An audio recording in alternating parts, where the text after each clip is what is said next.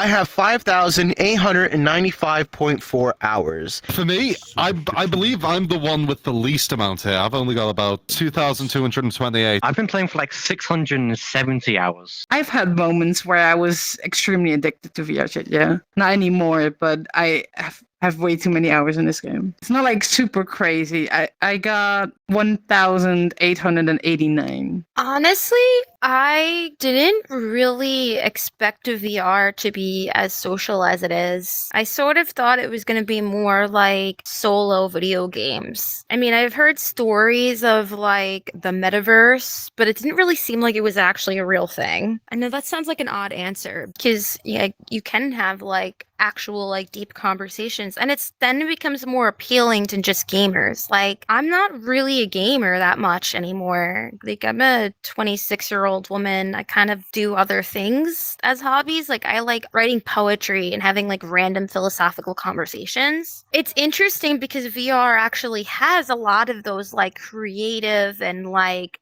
deep discussion type elements to it. So I was actually kind of surprised. I thought it was going to be more so like this random developer makes this game where you pull at stuff and or whatever. And this is one of the bigger things too. And I'm a first responder. I'm a firefighter. There was someone that I met in VRChat that made their own homemade haptic suit out of muscle stimulants. Like the little electrodes that you would put on your muscles and it would vibrate, sending electric shocks through your arms.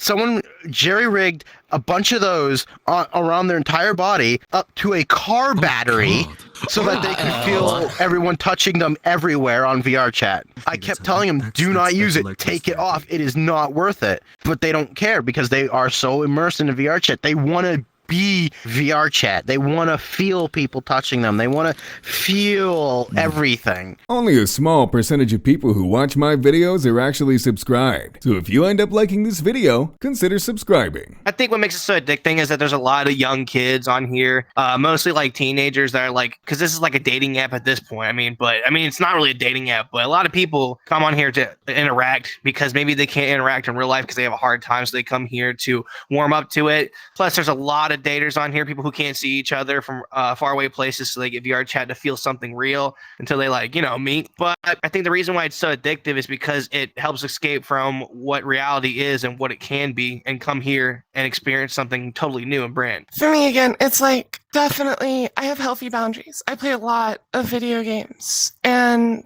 I'm in a lot of video game communities. And so I try like really hard to make sure that I have a good, healthy life balance. I am a parent and like a moderator of this huge flipping Discord server. And so I have to have a fairly good life balance as well as like a full-time student and stuff. So if I don't have life balance, then everything goes out the window.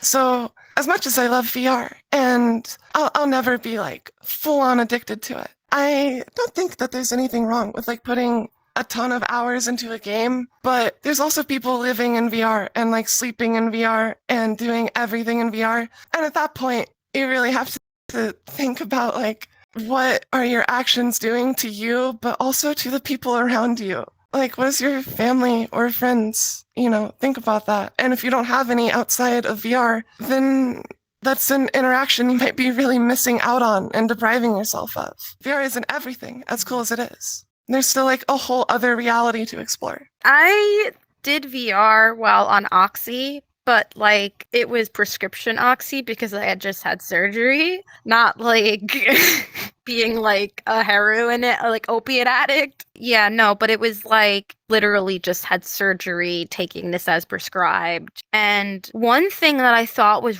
really interesting is that when I put the VR headset in, I didn't feel any pain at all. Like it was like as if I lost awareness of like how my body felt, because this is also really like the first time using VR at the same time too. So like all of the pain from the surgery is gone, but then when I take off the VR headset, I feel like absolutely ill chill because it's like I'm back in my body and it's like you feel everything come back. Kind of like when you wake up and you like are like, oh my God, I do still have like a broken leg. It's weird because it literally can make you like not feel your pain because you're so like sucked out of reality. It's like being in a very lucid dream. I've been a hardcore VR user since 2018, but I've played several metaverse or worlds and social games more than anything. And I think people come for the things people come to VR chat for the things they can be, but they stay for the things they can do. It could be like my source of exercise for the day, getting in some good movement. Yeah, exercise, socializing, meeting people, engaging in really good conversations. Who knows? Maybe I can meet somebody that later down the line end up working with, because I'm a filmmaker, so I get to talk with a lot of people. I get to know a lot of people, and sometimes I make audiovisual projects with other people. You never know when you can find somebody that will help you, or you might help somebody down the line. Just the opportunity to really engage in a one-to-one environment with people. Oh God, yeah, that is definitely something that exists, the VRChat addiction. You can be anybody, and you can meet anybody as well. You can meet some truly amazing people and make friendships with those people. And like you said, the anonymity of VRChat is why it's so addicting, because if you're in a bad lobby, like you're trying to get on with people, it's not really working out, you can just exit out of that instance, go into a new one, talk to random people again, and they don't know who you are. So you could say the exact same sentence starter and get a different conversation. And you can just keep talking to people, make friends, discover new worlds, make new worlds. It's all about the things you do in it. And we've made our entire life about VR chat because it's got basically everything that you can't do in the real world. And I think that's why people have so much addictions to it, because it's just what people want. You could fly jets. You can go on roller coasters. You can do escape rooms. You could just sit by a beach. You could do murder mystery, TTT, Minecraft. You could do literally anything. And if it's not already in the game, you can just make it. It's hard to answer because, number one, I'm pretty new to VR. This is maybe like my third or fourth day even like using a VR headset. However, I've seen people with I've definitely had experiences with being addicted to other sort of tech, like being addicted to scrolling on Insta Facebook. For sure. Like one of those people who got sucked into MapleStory and played for hours, So I could see VR just being as enticing because it's almost like Roblox plus Discord, because you have that voice chat social component, but also with the worlds and the connections. So I could see how it's something that could fill a hole inside you if you feel like you don't really have adequate social connection in real life or other things. And with all addictions, they stem from being a hole inside of you. Go to therapy. Everybody should be going to therapy all the time. Frankly, even if you don't think you have anything wrong or anything going on, just go to therapy, so many people I talk to just refuse to go. And even if it's just for regular maintenance, oh my God, it makes such a difference. Also, just it really helps with self-awareness. And for me, adulthood is all about self-awareness. It's really, really hard to function if you don't know yourself and how your actions affect you and what you need as a person. The main reason why people are addicted to VR chat, and before you came along, I was telling Mac, is because this is the easiest place to socialize. They get an emotional connection, and that's the biggest thing, is that people suffer hard from emotional connections on VR chat.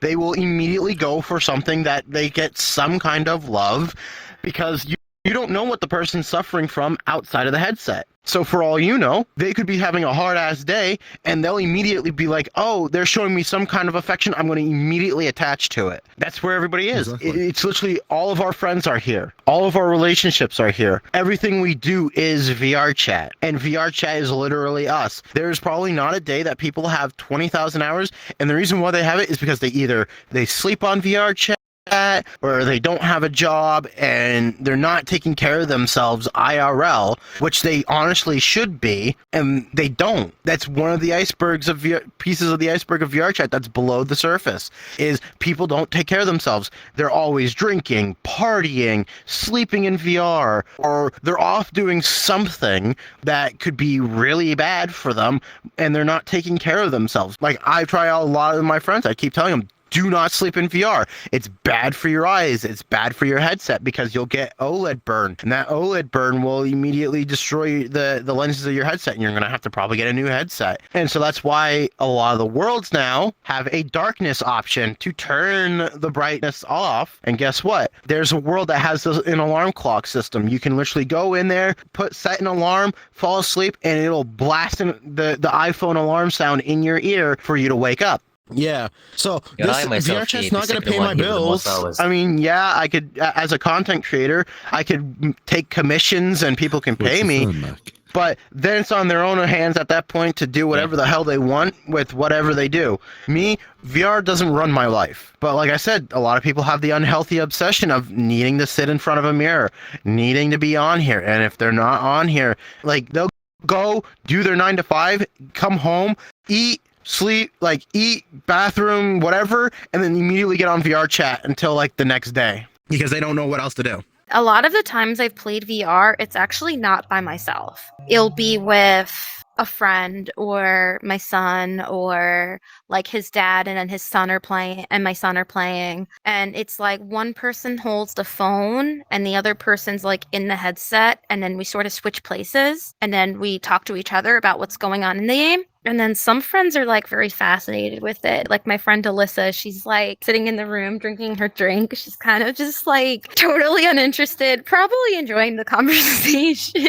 Don't get too attached to the idea of who you are or what would happen after you meet like a certain goal, or if you think that you need to hit a certain goal to be a certain person, because everything is just like fluid. You never really lose yourself, but you never really are yourself. When you look back at your life, there's going to be different versions of you, but they're all you. And instead of trying to like change yourself for the quote unquote better, I realized that it's better to connect. Long-term users, they're kind of the people that get into avatar creation or they do world building. And I've actually created a world before. It's really easy. All you gotta do is just put in a few things like the world spawn, like chairs and that, import assets in them, just anything. And I think the essence of creating things and meeting friends, making experiences, having fun times, I think that's what VR chat is all about. And I think that's why it's so addicting. VR is only going to be getting cooler and cooler. And the world... Oh, did I just crash again? Okay, no, I'm okay. VR is constantly going to be getting cooler. And the IRL is frankly going to constantly seem crappier and crappier because of so many things. Like, it's really hard not to get existential when you live in the world that we live in. And like kind of part of being human is being existential. But even with all of that in mind, and even with how cool VR is, don't neglect your IRL. Please. It's so important to even just like take a walk and appreciate nature. Or like, if you can't do that, just take a step outside and breathe in the air. IRL is so cool too. And it comes with a lot of baggage, and it's really hard to get through it sometimes. But real life is more than just like a thing to get through to get to something better. But also VR is cool. So it's been super fun. I honestly can't believe I ran into you. I was literally just watching your videos like last night. It's a really cool channel. Honestly, you guys have taught me a lot about the VR culture. So definitely helped without going in completely blind. I ended up getting, it's like a whole weird thing, but I ended up finding out that I had a second misplaced IUD in my stomach that was there for the last 7 years. Oh my gosh. It's weird because the way they caught it is I went to an open mic night and I got like a cocktail that was like a vintage one with raw egg in it, and it was gross, but it was expensive, so I drank it anyway. And then I ended up getting like E. coli, but I didn't realize it because it didn't like present like a regular stomach virus kind of thing. I just sort of like puked. So I was like, to the hospital we go. And then they did the CAT scan because my vitals were all weird, but like everything was okay, just like inflammation. But then they saw the IUD and they were like, oh my God, we got to do surgery. And then like right before I was going to get the surgery, I had a weird dream that there was like 2 surgeons and they couldn't get a catheter in. And then they turned into 2 owls and then the surgery was canceled. And then that morning I found that the surgery was canceled. Wow. And it was super weird. Right. And then right after I found out that I had, Damn, and for real? I found out about the bladder thing, and then I thought it was like Disgusting. something wrong with IUD. That E. coli pretty much saved your life, kind of. Yes, the E. coli literally Please. saved me from Please tell dying me of why. cancer. Why are you talking about this? I gotta mute Why you, are bud, talking because you about are this? annoying. Like, can we just Okay, talk good. about the political, economical state I'll of the just- world? I can't find how you mute someone. Kindness is contagious. When you are kind, you inspire others. Be the spark. Spreading kindness merchandise available now.